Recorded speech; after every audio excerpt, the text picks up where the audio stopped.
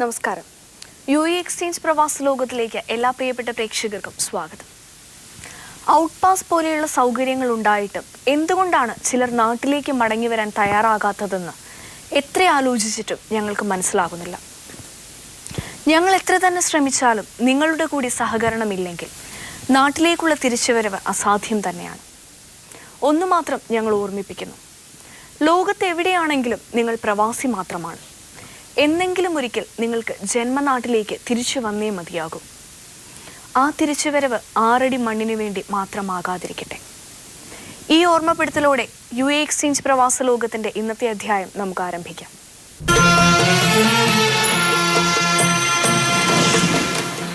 കൊച്ചി സ്വദേശിയായ C. ഷാഹുൽ 1.5 വർഷം മുൻപാണ് കൊബാറിലെ ഒരു വീട്ടിൽ ജോലിക്കെത്തിയത്. പരുക്കനായ സ്പോൺസറുടെ പെരുമാറ്റം മൂലം തുടക്കം മുതലേ ഷാഹുലിന് ബുദ്ധിമുട്ടുകൾ നേരിടേണ്ടി വന്നു. വീട്ടുജോലികൾക്ക് പുറമെ ഓഫീസിലെയും പുറത്തെയും ലേബർ ജോലികളെ വരെ ഷാഹുലിനെ കൊണ്ട് നിർബന്ധപൂർവ്വം ചെയ്യിപ്പിച്ചിരുന്നു. കൃത്യമായി ശമ്പളവും നൽകിയിരുന്നില്ല. മെഡിക്കൽ ചിലവുകൾ പലപ്പോഴും സ്വന്തം പോക്കറ്റിൽ നിന്ന് ചിലവാക്കേണ്ടി വന്നു. പാവപ്പെട്ട കുടുംബത്തിലെ അംഗമായതിനാൽ സ്പോൺസറുടെ ആട്ടും തുപ്പും സഹിക്കേണ്ടി വന്നിട്ടും എങ്ങനെയും ജോലിയിൽ തന്നെ ഉറച്ചു നിന്ന് വീട്ടിലേക്ക് പണം അയച്ചു കൊടുത്ത് സാമ്പത്തിക പരാധീനതകൾ മാറ്റുക എന്നതായിരുന്നു ഷാഹുലിന്റെ ആഗ്രഹം.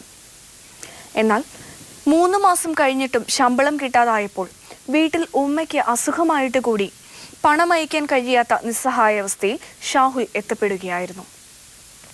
ശമ്പളം ചോദിച്ചപ്പോൾ സ്പോൺസറുടെ അധിക്ഷേപങ്ങളും ഭീഷണിയും നേരിടേണ്ടി വന്നു. ശമ്പളം തരാൻ കഴിയില്ലെങ്കിൽ ജോലി മതിയാക്കി നാട്ടിലേക്ക് അയക്കണമെന്ന ഷാഹുലിന്റെ ആവശ്യത്തിനും സ്പോൺസർ വഴങ്ങിയില്ല. സഹികെട്ടപ്പോൾ നവയുഗം ജീവകാരുണ്യ പ്രവർത്തകനായ ശിവകുമാറിന്റെ സഹായം തേടി. കൊബാർ ലേബർ കോടതിയിൽ സ്പോൺസർക്കെതിരെ കേസ് കൊടുത്തു. എന്നാൽ കോൺട്രാക്ട് അവസാനിക്കാതെ നാട്ടിലേക്ക് അയക്കാൻ കഴിയില്ല എന്ന നിലപാടായിരുന്നു സ്പോൺസർ സ്വീകരിച്ചത്. തുടർന്ന് ശിവകുമാർ, ഷാൻ, മണിക്കുട്ടൻ എന്നിവർ സ്പോൺസറുമായി നടത്തിയ ചർച്ചകൾക്കൊടുവിൽ ടിക്കറ്റ് ഷാഹുൽ തന്നെ എടുക്കുകയാണെങ്കിൽ എക്സിറ്റ് അടിച്ച പാസ്പോർട്ടും 1 മാസത്തെ ശമ്പളവും നൽകാമെന്ന് സ്പോൺസർ സമ്മതിച്ചു. നവയുഗം റാക്ക ഈസ്റ്റ് യൂണിറ്റിലെ പ്രവർത്തകർ പിരിവെടുത്ത് ഷാഹുലിന് ടിക്കറ്റ് നൽകിയതിനെ തുടർന്ന് സ്പോൺസർ പാസ്പോർട്ടും എക്സിറ്റും നൽകുകയായിരുന്നു.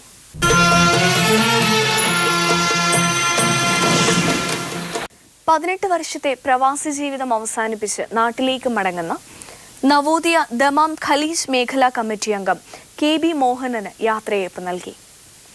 മേഖലാ പ്രസിഡന്റ് ബാബു KPയുടെ അധ്യക്ഷതയിൽ കേന്ദ്ര ജോയിന്റ് സെക്രട്ടറി സൈനുദ്ദീൻ ഉപഹാരം നൽകി. ഖലീജ് യൂണിറ്റിന്റെ ഉപഹാരം സെക്രട്ടറി ബിജു കൊച്ചിൻ കൈമാറി. Area secretary Manish Pulluvazhi, area treasurer Suresh Alanallur, കേന്ദ്ര ആക്ടിംഗ് പ്രസിഡന്റ് കൃഷ്ണകുമാർ, അയ്യൂബ് കൊടുങ്ങല്ലൂർ, ഹരി തോപ്പിൽ, മനോഹരൻ പുന്നയ്ക്കൽ, സേതു വാണിയംകുളം, സുലൈമാൻ തിരൂർ എന്നിവർ ആശംസകൾ നേർന്നു. മേഖലാ സെക്രട്ടറി ചന്ദ്രൻ വാണിയമ്പലം സ്വാഗതവും നൌഫൽ വെളിയംകോട് നന്ദിയും അറിയിച്ചു. 1994 സെയ്ദ് മുഹമ്മദിനെ വിവാഹം കഴിച്ച സുഹറയ്ക്ക് ഈ ബന്ധത്തിൽ 2 കുട്ടികളുണ്ട്. കുടുംബ പ്രശ്നത്തിന്റെ ഭാഗമായി ഇവർ തമ്മിലുള്ള തർക്കം ഇപ്പോൾ കോടതിക്ക് മുൻപിലാണ്. നിയമത്തിന് മുന്നിലെത്തി തന്റെയും കുട്ടികളുടെയും ജീവിതം മുന്നോട്ട് കൊണ്ടുപോകാനുള്ള ശ്രമത്തിലാണ് സുഹറ ഇപ്പോൾ. സെയ്ദ് മുഹമ്മദ് സൗദിയിൽ എവിടെയോ ഉണ്ടെന്നാണ് സുഹറയും കുട്ടികളും വിശ്വസിക്കുന്നത്. ഇദ്ദേഹം നാട്ടിലേക്ക് തിരിച്ചെത്തിയാൽ മാത്രമേ സുഹറയുടെയും കുട്ടികളുടെയും മുന്നോട്ടുള്ള ജീവിതം സാധ്യമാവുകയുള്ളൂ. നമുക്ക് സുഹറയുടെ കാര്യങ്ങൾ ചോദിച്ചറിയാം. എത്ര കൊല്ലായി പോയിട്ട്? 8 വർഷം നാട്ടിൽ വന്നിട്ടില്ല. സൗദി അറേബ്യയിലെപ്പോൾ അത് അറിയില്ല, വ്യക്തമായിട്ട് അറിയില്ല. കോടതിയിൽ നിന്ന് ജാമ്യം എടുത്ത് പോയേക്കണതാണ്. കോടതിയിൽ നിന്ന് ജാമ്യം എടുത്ത് ഒളിവിൽ പോയേക്കണതാണ്. ഇവിടുത്തെ കോടതിയിൽ കോടതിയിൽ നിന്ന് അടിമാലി മജിസ്ട്രേറ്റ് കോടതിയിൽ നിന്ന് ജാമ്യം എടുത്ത് പോയേക്കണയാണ്. 2007 ഞങ്ങളുടെ വീട്ടിൽ സ്ഫോടനം ഉണ്ടായി. സ്ഫോടനം ഉണ്ടായത് എൻ്റെ ഭർത്താവിൽ നിന്നാണ് സ്ഫോടനം ഉണ്ടായത്. അതിൽ എനിക്കും 2 കുട്ടികൾക്കും പൊള്ളലേറ്റു. തൃശ്ശൂർ ജൂബിലി മെഡിക്കൽ മിഷനിൽ 6 മാസം എൻ്റെ മോള് പൊള്ളലേറ്റ് ചികിത്സയിലായിരുന്നു. 50% മോൾ പൊള്ളലേറ്റു. എനിക്ക് എൻ്റെ മോന് 38%, എനിക്ക് 49%. അത് ഭർത്താവിൻ്റെ കയ്യിൽ നിന്ന് വന്നതായിരുന്നു. അന്ന് പറഞ്ഞു എൻ്റെ കയ്യിൽ നിന്ന് വന്നതല്ല, ഞാൻ അറിയാതെ സംഭവിച്ചു പോയതാണ്, അറിഞ്ഞുകൊണ്ടൊന്നും ചെയ്തതല്ല. സ്ഫോടന ഗ്യാസ് വെള്ളത്തിലേക്ക് ലീക്ക് ചെയ്യിച്ചിട്ട് ചെയ്യിച്ചതാണ്. ഭയങ്കരമായ സ്ഫോടനമായിരുന്നു. നിങ്ങൾക്ക് നിങ്ങളോട് അയാൾക്ക് ഇത്ര വലിയ വൈരാഗ്യമല്ല. എന്നെ വിവാഹം ചെയ്തപ്പോൾ വലിയ സാമ്പത്തിക ശേഷി ഉണ്ടായിരുന്നില്ല. അതിനുശേഷം നല്ല സാമ്പത്തികമായിട്ട് ഉയർന്നു.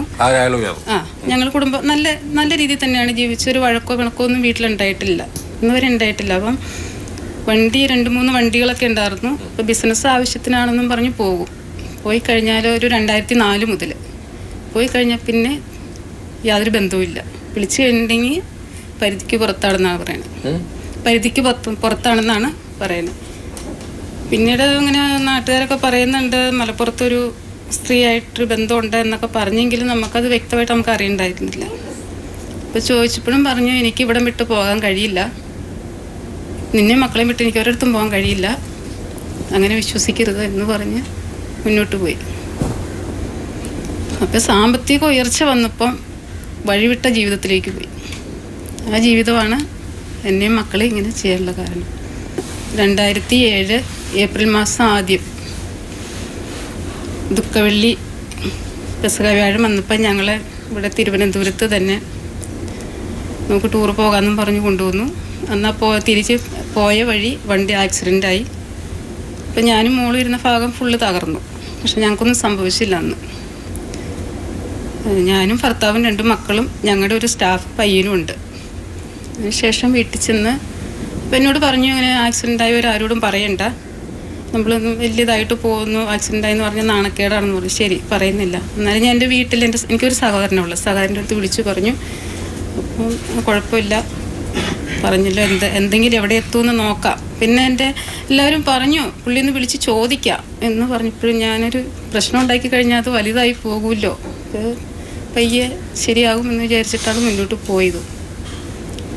അതിനുശേഷം ഒരു 15 ദിവസമായില്ല, ഏപ്രിൽ 21-ാം തീയതി തന്നെ രാവിലെ മക്കൾ മദ്രസയിൽ പോകാനൊരുങ്ങി നിൽക്കണം. ഒരു 2 മിനിറ്റ് കഴിഞ്ഞ് പിള്ളേർ രക്ഷപ്പെട്ടു പോയത്. എനിക്ക് മുമ്പ് എന്നോട് ചായ ചോദിച്ചു. അപ്പോൾ ചായ കൂട്ടിയത് സ്റ്റൗവിലിരിക്കുന്നുണ്ട്. നോമ്പ് തിരിച്ചുള്ളൂ. ഭയങ്കര സ്ഫോടനമായിരുന്നു. ഭയങ്കര സ്ഫോടനം എന്ന് പറഞ്ഞിട്ടുണ്ടെങ്കിൽ ഒരു 10-15 കിലോമീറ്റർ ചുറ്റളവ് നടുങ്ങുന്ന സ്ഫോടനം തന്നെയായിരുന്നു. ആ സ്ഫോടനത്തിൽ പേപ്പർ കട്ടിങ് ഉണ്ട്. 10-15 ദിവസത്തേക്ക് പോലീസ് കാവലായിരുന്നു.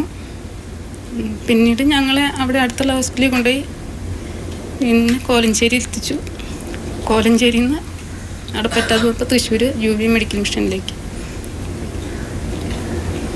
അപ്പോഴും പറഞ്ഞു എനിക്ക് ഇവരില്ലാതെ ജീവിക്കാൻ പറ്റില്ല, എനിക്ക് സുഖയും കുട്ടികളും ഇല്ലാതെ എനിക്ക് ജീവിക്കാൻ പറ്റില്ല എന്ന് പറഞ്ഞ് എൻ്റെ ഉമ്മച്ചിയുടെ ഇളയ ആങ്ങളുടെ അടുത്ത് നിന്ന് കാല് പിടിച്ച് കരഞ്ഞ് പറഞ്ഞു ഏതവസ്ഥയിലാണെങ്കിലും എനിക്ക് അവരെ വേണം എന്ന് പറഞ്ഞ് ട്രീറ്റ്മെൻറ്റ് കുറച്ചാകുന്നത് വരെ. അപ്പം കുറേ പിരിവും കാര്യങ്ങളൊക്കെ നടത്തി. ഞങ്ങൾക്കൊരു വലിയ തുക തന്നെയായി, 10-20 ലക്ഷം രൂപയായി. ആ പിരിവും കാര്യങ്ങളൊക്കെ നടത്തി എൻ്റെ സ്റ്റേറ്റ്മെൻറ്റ് കൊടുക്കുന്നത് വരെ നമ്മളോടൊപ്പം നിന്നു.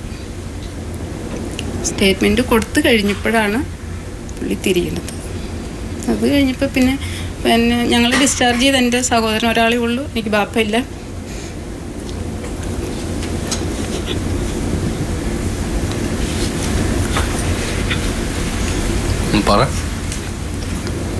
എൻ്റെ വീട്ടിലേക്ക് കൊണ്ടുപോയത്. എൻ്റെ വീട്ടിൽ കൊണ്ടുപോയി. അപ്പം ഞാൻ നടക്കില്ല, എൻ്റെ മോള് 6 മാസം കഴിഞ്ഞാണ്ട് ഡിസ്ചാർജ് ആവണേ. ഞാൻ നടക്കില്ല ആ സമയത്തൊന്നും. നടക്കാനോ എഴുന്നേറ്റ് നിൽക്കാനോ ഒന്നും പറ്റില്ല. കൈകളൊക്കെ പൊള്ളി നാശമായതാണ്. ഫേസൊക്കെ പോയി ഇപ്പോൾ ഇത്രയൊക്കെ ആയി വന്ന. പിന്നെ വീട്ടിൽ കൊണ്ടുപോയി അങ്ങനെ കുറേ നാടൻ ചികിത്സകളൊക്കെ ചെയ്ത് തിരുമ്മി അങ്ങനെയൊക്കെ ആയി 1 വർഷമൊക്കെ ആയപ്പോഴേക്കും നടന്നു ഞാൻ. 6 മാസത്തിന് ശേഷം മോള് വന്നപ്പോൾ അതിലും വലിയൊരവസ്ഥയാണ്. അപ്പം അതിനുശേഷം ഇങ്ങനെ അപ്പോൾ പള്ളിക്കാരെല്ലാവരും നാട്ടുകാരൊക്കെ ഇടപെട്ടു. ഞങ്ങൾ സംരക്ഷിക്കണമെന്ന് ആവശ്യപ്പെട്ടു. ഞങ്ങളെ പുള്ളി കൊണ്ടുപോവുകയാണ്, ഒരു വാടക വീട്ടിലേക്ക് കൊണ്ടുപോയി. അവിടെ യാതൊരു സൗകര്യങ്ങളും ഇല്ല, ഒരു അടിസ്ഥാന സൗകര്യം ഇല്ലാത്തത് കൊണ്ട് പള്ളിക്കാരിടപെട്ട് ഞങ്ങളെ വേറെ വീട്ടിൽ താമസിപ്പിച്ചു. അപ്പം എന്നോട് പറഞ്ഞു നമുക്ക് പള്ളിയിൽ പോകാമെന്ന് പറഞ്ഞ് എന്നെ വിളിച്ചു.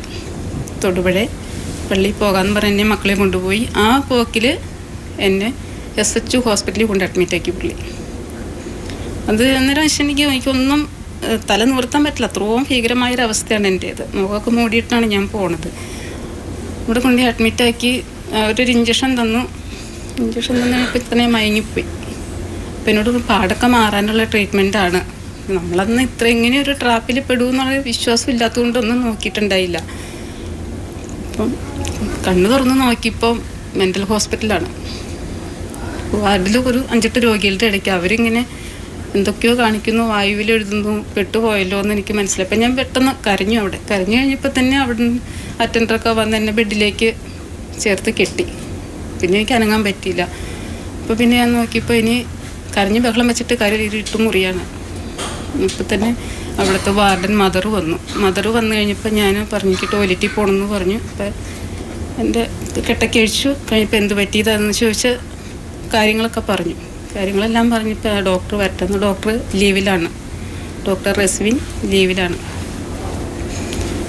അപ്പോൾ ഡോക്ടർ പറഞ്ഞില്ല, ഡോക്ടർ തിങ്കളാഴ്ച വന്നു. ഞാൻ ശനിയാഴ്ച അഡ്മിറ്റ് ആക്കണം. തിങ്കളാഴ്ച ഡോക്ടർ വന്നു കഴിഞ്ഞപ്പോൾ ഡോക്ടർ പറഞ്ഞില്ല സൂറയ്ക്ക് അസുഖമുണ്ട്, എനിക്ക് വ്യക്തമായ തെളിവ് കിട്ടി എന്ന് പറഞ്ഞു. പിന്നെ ഞാൻ ഡോക്ടറെ കാല് പിടിച്ചു. ഡോക്ടർ എനിക്ക് എങ്ങനെ പറ്റി തന്നെ ട്രാപ്പിൽ പെടുത്തിയെന്നാണ്, എനിക്ക് ഒരു ട്രീറ്റ്മെൻറ്റും തരരുത്, എനിക്ക് 2 മക്കളുണ്ട്, എന്നെ ബുദ്ധിമുട്ടിക്കരുതെന്ന് പറഞ്ഞിട്ട് ഡോക്ടർ അംഗീകരിച്ചില്ല. പക്ഷേ പെട്ടെന്ന് തന്നെ ഞങ്ങളെല്ലാവരും അന്വേഷിക്കുന്നുണ്ട്. പള്ളിയിലെ ഖത്തീബ് പറഞ്ഞു, ഖത്തീബ് എൻ്റെ സഹോദരനെ വിളിച്ചു പറഞ്ഞു. പെട്ടെന്ന് SH ഹോസ്പിറ്റലിലേക്ക് അന്ന് തന്നെ വിളിച്ചു. ഇപ്പോൾ ഇങ്ങനെ ഒരാൾ വന്നിട്ടുണ്ട്, യാതൊരു ട്രീറ്റ്മെൻറ്റും കൊടുക്കാൻ പറ്റില്ല എന്ന് പറഞ്ഞ് പിന്നെ പോലീസ് ഇടപെട്ട് ഞാൻ അവിടെ നിന്ന് കൊണ്ടുവന്നത്. സംഗതി ഇപ്പോൾ വളരെ കോംപ്ലിക്കേറ്റഡ് ആയിട്ടുള്ള സിറ്റുവേഷനാണ്. വന്നിട്ട് നിങ്ങളെ സ്വീകരിക്കുന്നൊന്നും നിങ്ങൾ പ്രതീക്ഷിക്കേണ്ടെന്നാണ് എനിക്ക് തോന്നുന്നത്. അല്ല, സ്വീകരിക്കുക എന്നുള്ളതല്ല. ഇപ്പം സെയ്ദ് മുഹമ്മദിൻ്റെ പേരിലുണ്ടായിരുന്ന സ്വത്തുക്കൾ നമുക്ക് എൻ്റെ പിള്ളേർക്ക് ആയിട്ടുണ്ട്. അപ്പോൾ കോടതിയെ വഞ്ചിച്ചു പോയത് കൊണ്ട് ഈ സ്വത്തുക്കൾ കോടതി അറ്റാച്ച് ചെയ്യാൻ തീരുമാനിച്ചിരിക്കുന്നു.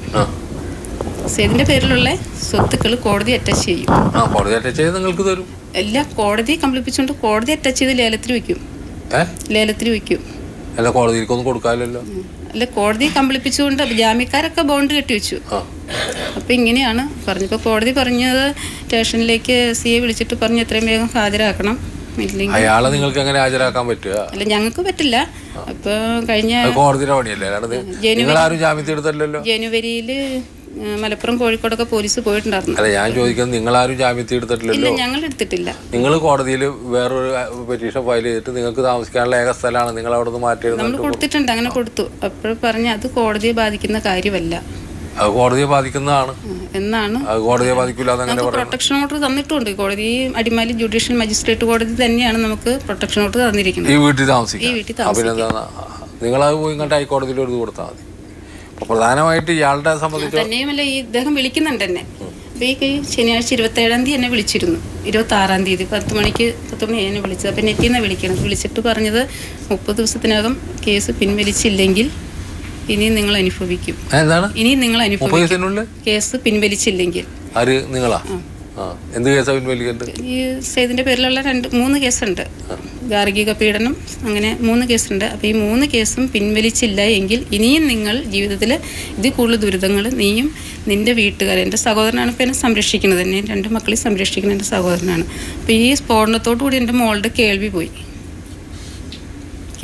കൊച്ചിന് നടക്കാനും ബുദ്ധിമുട്ടാണ്. എൻ്റെ മുന്നിൽ വെക്കുന്ന ആവശ്യം എവിടെയുണ്ട് എന്നൊന്ന് കണ്ടെത്തുക. ഒന്ന് അപ്പൊ എവിടെയുണ്ട് എന്ന് കണ്ടെത്തി കഴിഞ്ഞ MSC മുഖേന എങ്ങനെയെങ്കിലും പോലീസ് ആയിക്കോട്ടെ. അപ്പൊ ഇത് ആളെവിടെയുണ്ട് എന്നുള്ളതാണ് ഇപ്പൊ ഞങ്ങൾക്ക് അറിയേണ്ട ആവശ്യം. പിന്നെന്താ? അല്ല, പിന്നീട് കോടതി തീരുമാനത്തിൽ അയാളുമായിട്ട് യാതൊരു ബന്ധവും ഇല്ല. ഇനിയിപ്പോ എന്ത് ബന്ധം? ഇത്രയൊക്കെ ഉപദ്രവിച്ചൊരു മനുഷ്യനായിട്ട് ഇനി ഒരിക്കലും ബന്ധത്തിന് പോകണമെന്ന് എനിക്ക് താല്പര്യമില്ല. ഇപ്പം എവിടെയാണ് കണ്ടെത്തുക എന്നുള്ളതാണ് ആവശ്യം. കണ്ടെത്തിയെങ്കിൽ മാത്രമാണ് ഞങ്ങളുടെ പ്രശ്നത്തിന് പരിഹാരം ആവുള്ളൂ. ഇല്ലെങ്കിൽ ഞങ്ങൾ എന്നും ഇങ്ങനെ നീർപ്പൊകഞ്ഞ് ഇപ്പം എൻ്റെ വീട്ടുകാരെയാണ് എവിടെയുണ്ടെന്ന് അറിഞ്ഞു കഴിഞ്ഞാൽ പോലീസ് എന്തെങ്കിലും ചെയ്യാം എന്ന് പറഞ്ഞിട്ടുണ്ട്. പ്രേക്ഷകർ ഈ കഥ മുഴുവൻ കേട്ടു. എനിക്ക് വിശ്വസിക്കാൻ കഴിയിട്ടില്ല. എപ്പോഴും ഒരു പിതാവ്, ഒരു ഭർത്താവ് ഒക്കെ ഇത്രയും ക്രൂരമായിട്ട് ഒരു കുടുംബത്തോട് പെരുമാറുമോ എന്നുള്ളത് വളരെ അപൂർവമായിട്ട് നമ്മൾ കേൾക്കുന്നത്. ഞാൻ കേട്ടിട്ടുണ്ടോ തന്നെ സംശയമാണ്. ഇത്രയും ക്രൂരമായിട്ട് എങ്ങനെയാണ് ഒരാൾക്ക് സംസാരിക്കാനോ പെരുമാറാനോ കഴിയുക? നമ്മൾക്കത് ആലോചിക്കാൻ കഴിയുമോ? സെയ്ദ് മുഹമ്മദ് ചെയ്തു എന്ന് പറയുന്ന കുറ്റകൃത്യങ്ങൾ, ആദ്യം ആക്സിഡൻറ്റിൽ കൊല്ലാൻ ശ്രമിക്കുന്നു, അത് കഴിഞ്ഞിട്ട് ഒരു സ്ഫോടനത്തിൽ കൊല്ലാൻ ശ്രമിക്കുന്നു, മക്കളെയാണ്, സ്വന്തം രക്തത്തിലുണ്ടായ മക്കളെ കൊല്ലാൻ ശ്രമിക്കുന്ന ഒരാളാണ് സെയ്ദ് മുഹമ്മദ്. നിങ്ങളെ എങ്ങനെയാണ് ഞാൻ വിശേഷിപ്പിക്കേണ്ടത്? ഏത് തരത്തിലുള്ളൊരു വ്യക്തിയായിട്ടാണ്? എന്താണ് ഞാൻ നിങ്ങളോട് പറയേണ്ടത്? ലോകം മുഴുവൻ കേൾക്കുന്നതാണല്ലോ ഇത്. നിങ്ങൾ വന്ന് അവരുടെ ജീവിതത്തിന് വേണ്ടത്. അവർക്ക് നിങ്ങളെ ഭർത്താവായിട്ടൊന്നും ആവശ്യമില്ല, അതിപ്പോൾ തന്നെ പറയൽ കഴിയും. അത്യാവശ്യത്തിന് അവർക്ക് കിട്ടിയിട്ടുണ്ട്, ഒരു ഭർത്താവിൽ നിന്ന് കിട്ടേണ്ട എല്ലാ സൗകര്യങ്ങളും ഇപ്പോൾ കിട്ടിയല്ലോ. അപ്പോൾ അതവർ കൃത്യമായിട്ട് തീരുമാനിച്ചിട്ടുണ്ട്, അത് അവർ നന്നായി തീരുമാനിച്ചു. അപ്പോൾ നിങ്ങൾക്ക് വന്ന് ഈ കേസുമായി ബന്ധപ്പെട്ട കാര്യങ്ങളും അതുപോലുള്ള പ്രശ്നങ്ങളും പരിഹരിച്ച് രമ്യമായ ഒരു പരിഹാരത്തിലേക്ക് നാട്ടിലെ ആളുകളൊക്കെ ആയിട്ട് ഇരുന്ന് തീരുമാനിക്കാമല്ലോ. അവർ പറയുമല്ലോ. അപ്പോൾ പ്രവാസ ലോകം പ്രവർത്തകർ ഇദ്ദേഹത്തെ കണ്ടെത്തുകയാണെങ്കിൽ ഇദ്ദേഹത്തെ നല്ല നിലയിൽ കാര്യങ്ങൾ പറഞ്ഞ് ധരിപ്പിച്ച് കുറേയും കൂടി ഒരു നല്ല വഴി കണ്ടെത്താനുള്ള ഒരു പരിശ്രമത്തിൽ നമ്മൾ ഏർപ്പെടുക, അയാളെ സഹായിക്കുകയും ചെയ്യുക. അതേ നമുക്കിതിൽ ചെയ്യാനുള്ളൂ. ശരി. 2006 ഒറ്റപ്പാലത്തെ അകലൂരിൽ നിന്നും വീട് വിട്ടിറങ്ങിപ്പോയ സുമേഷ് കുട്ടനെ തേടിയാണ് അമ്മയും ജ്യേഷ്ഠനും സഹോദരി ഭർത്താവും പ്രവാസ ലോകത്തിലെത്തിയിരിക്കുന്നത്. ചെറിയൊരു സാമ്പത്തിക പ്രശ്നത്തിന്റെ പേരിലാണ് സുമേഷ് വീട് വിട്ടിറങ്ങിയത്. കഴിഞ്ഞ 9.5 വർഷമായി സുമേഷിന്റെ തിരിച്ചുവരവും കാത്തിരിക്കുകയാണ് ഈ അമ്മയും കുടുംബവും. സുമേഷിനെ കുറിച്ച് നമുക്ക് ഈ അമ്മയോട് തന്നെ ചോദിച്ചറിയാം. സുമേഷിന് എത്ര വയസ്സായി? 30. എത്ര മക്കളാ അമ്മയ്ക്ക്? 4 മക്കള്. ഇയാള് മൂത്താളാ? അല്ല, ഇത് മൂത്താള്. സുമേഷ് 3ാമത്താണ്. സുമേഷിന് ഇപ്പൊ എത്ര വയസ്സായിട്ടുണ്ടാവും? ഇപ്പൊ 30 വയസ്സായിട്ടുണ്ട്. 23 വയസ്സിൽ പോയില്ലേ? 20 വയസ്സില്. പ്രത്യേകിച്ച് കാരണമൊന്നുമില്ല. പഠിച്ചിട്ടുണ്ടോ സുമേഷ്? 10ാം ക്ലാസ് വരെ പഠിച്ചിട്ടുണ്ട്. അത് കഴിഞ്ഞിട്ട് എന്തായിരുന്നു പണി? ഞങ്ങളുടെ പണി തന്നെ, ആശാരിപ്പണി തന്നെ. പണിയൊക്കെ അറിയും. പിന്നെ അവിടെ ഒരു പള്ളി നേർച്ച കമ്മിറ്റി ഉണ്ടായിരുന്നു, അതിലത്തെ ഒരാളായിരുന്നു. അവൻ പൈസ അങ്ങനെ അടുത്ത ആൾക്കാർക്ക് കടം കൊടുത്തു, അതവൻ തിരിച്ചു കിട്ടിയില്ല. അപ്പോൾ അത് പേടിച്ചിട്ട് ഇനി അച്ഛനും ഏട്ടന്മാരെ വഴക്ക് പറയും പറഞ്ഞിട്ട് പോയി. വീട്ടിൽ പറഞ്ഞത് ഒരു ഡ്രിൽ മെഷീൻ ഉണ്ട്, അത് നേരാക്കി കൊണ്ടുവരാൻ പറഞ്ഞിട്ട് പോയതാ. അപ്പോൾ വരാൻ പറഞ്ഞ് പോയതാ, പിന്നെ വന്നിട്ടില്ല. ആ പൈസ ഏട്ടന്മാർ കൊടുക്കുകയും ചെയ്തു. 5000 ഉറുപ്പിക ഉണ്ടായിരുന്നു. ഈ പള്ളിയിലേക്കാ? പള്ളിയിലത്തെ. എന്ത് പള്ളി അത്? നേർച്ച, പള്ളി നേർച്ച.